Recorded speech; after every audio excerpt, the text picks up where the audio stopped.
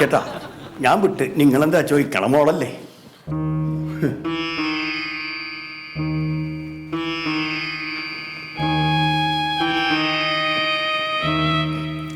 അമ്മ പറഞ്ഞേ ഇപ്പൊ പഠിക്കണം, എന്നിട്ടൊരു ജോലി മേടിക്കണം.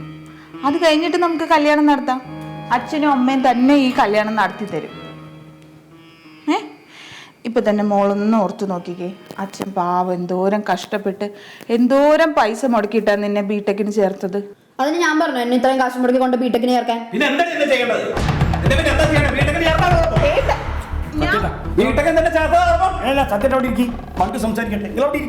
അവൾ അനുസരിക്കും, നമ്മുടെ മോളല്ലേ. മോളെ ആദ്യം പഠിച്ച് ജോലിയൊക്കെ കിട്ടിയിട്ടാണ് കല്യാണം നടത്തേണ്ടത്. ആദ്യം കല്യാണം പിന്നെ ജോലി. എന്നോട് പ്യാരേട്ടൻ അങ്ങനെയാ പറഞ്ഞത്. പ്യാരേട്ടൻ പറഞ്ഞതാ ശരി.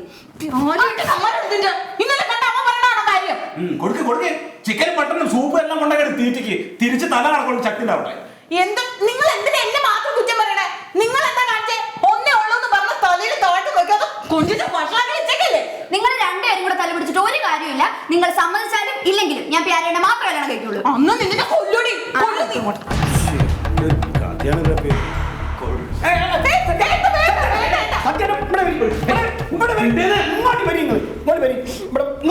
പറഞ്ഞാക്കി ഞാൻ നേരത്തെ ഇങ്ങോട്ട് പറഞ്ഞില്ലേ, അക്രമൊന്നും ഒരു പരിഹാരമല്ല. അവിടെ കുത്തിരിക്കേ.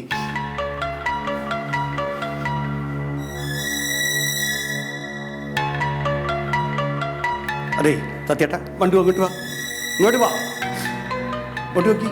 ഇങ്ങനത്തെ കാര്യങ്ങൾ ഇനി നമ്മൾ ഇടപെട്ടിട്ട് കാര്യമില്ല. ഇതിനൊക്കെ കുട്ടികൾക്ക് ഈ സ്നേഹത്തിൻ്റെ ഭാഷയിൽ വളരെ പഠിച്ച ആൾക്കാരുണ്ട്, ഡോക്ടർമാർ, കൗൺസിലിംഗ് കൊടുക്കുന്ന ആൾക്കാർ. ഓരോരുത്ത് കൊണ്ടുപോവുക, നിങ്ങളും പോവുക. ഇങ്ങനത്തെ കാര്യങ്ങൾക്ക് അവിടെ നിന്ന് പരിഹാരം ഉണ്ടാവുള്ളൂ. നാളെ തന്നെ അല്ലെങ്കിൽ ഇന്ന് വൈകുന്നേരം തന്നെ നിങ്ങൾ ഏതെങ്കിലും അങ്ങനത്തെ ഒരു ഡോക്ടറെ പോയി കാണി. കൗൺസിലിംഗ് ഡോക്ടർമാരുണ്ടാവും. അത് എങ്ങോട്ടെങ്കിലും പോണേ. സത്യേട്ടാ പറഞ്ഞ കേക്ക് അവിടെ ഇരിക്കുങ്ങൾ. ഞാൻ ഈ പറഞ്ഞൊന്ന് കേക്ക് അവിടെ ഇരിക്കുങ്ങൾ. മണ്ടോ എത്തിരി പോയി വെള്ളം എടുത്തുട്ടാ, ഇത്തിരി വെള്ളം കൊടുക്കും ഇവർക്ക്. അതേ ഭയ്യുള്ളൂ സത്യേട്ടാ. ഇതിപ്പോൾ നിങ്ങളുടെ പേരിൽ മാത്രമല്ല, നാട്ടിൽ പലയിടത്തും നടക്കേണ്ട ഇങ്ങനത്തെ കഥകൾ.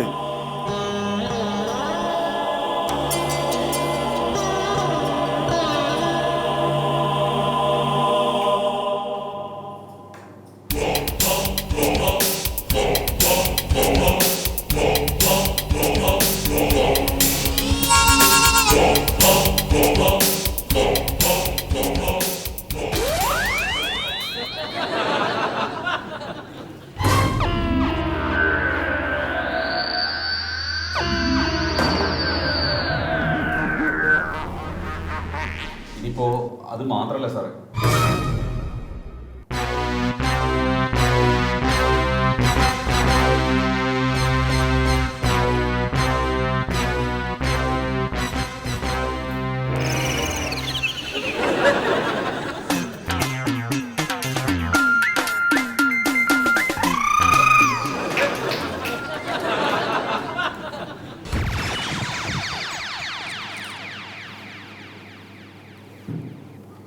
ഞങ്ങൾ രണ്ടോട് പുറത്തു പോകാനാണ്. ആദ്യം പറഞ്ഞപ്പോ പ്രാന്തരം തോന്നുന്നു. ഇവിടെ ഇരുന്നോട്ടോ.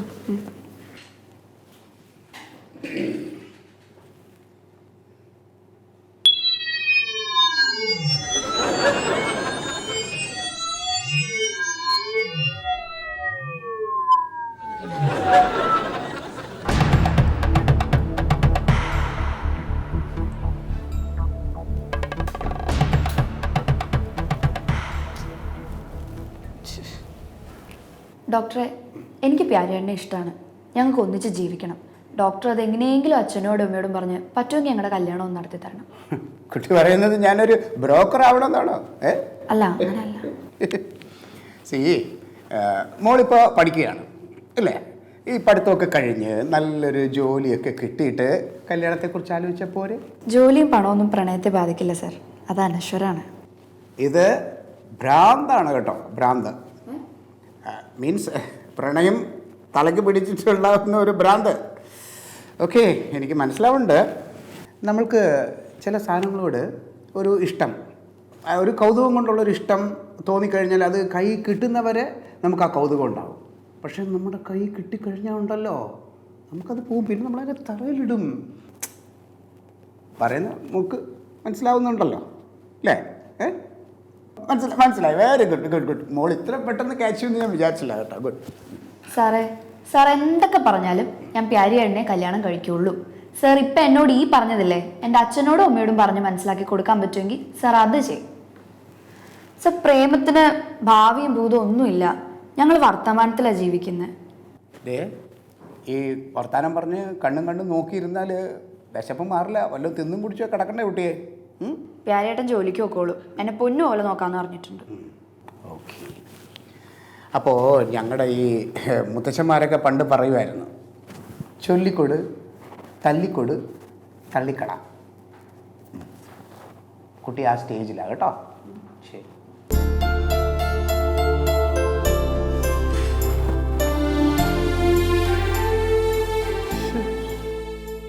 നന്നാണ് എനിക്ക് വളർന്നു വരണത്. എന്ത് ധൈര്യത്തിൽ പിള്ളേരെ വളർത്തുമെന്നുള്ളതാണ്.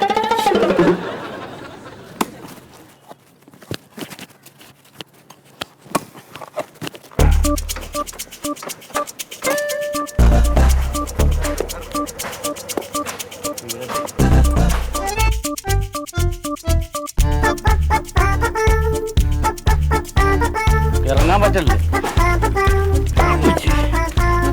ഞാൻ പിടിച്ചോളാം.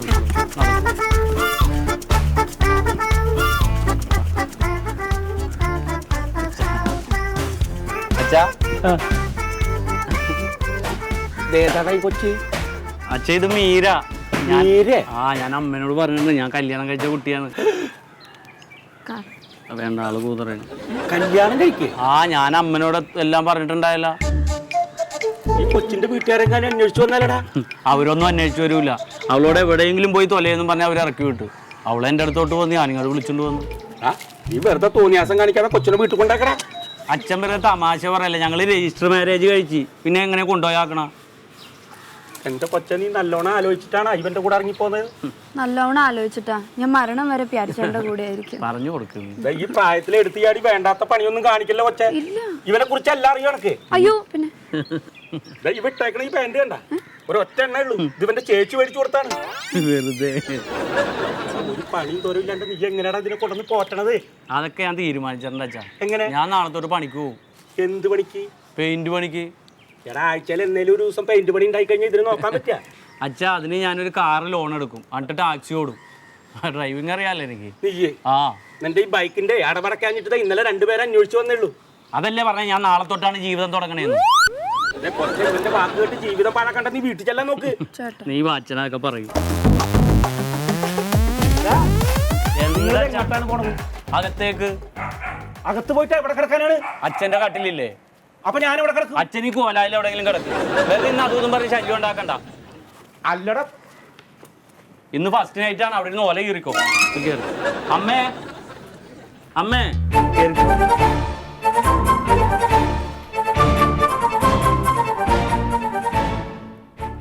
കിടക്കാനുള്ള സ്ഥലം പോയല്ലോ.